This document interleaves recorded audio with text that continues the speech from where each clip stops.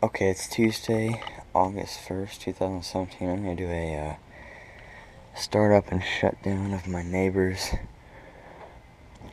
2012 American Standard 4-ton.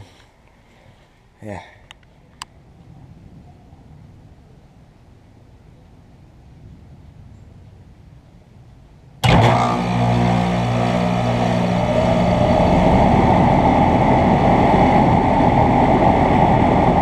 Alright, so there's a startup of it.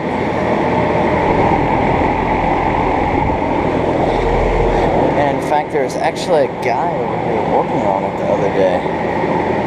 Must have been something wrong with it, I guess. Yeah, let's go ahead and do this shutdown.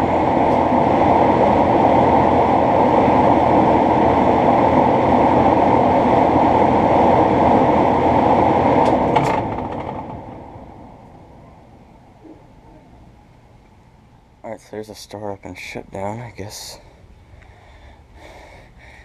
If you want to see the data sheet,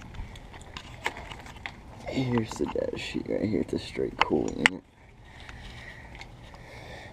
Alright.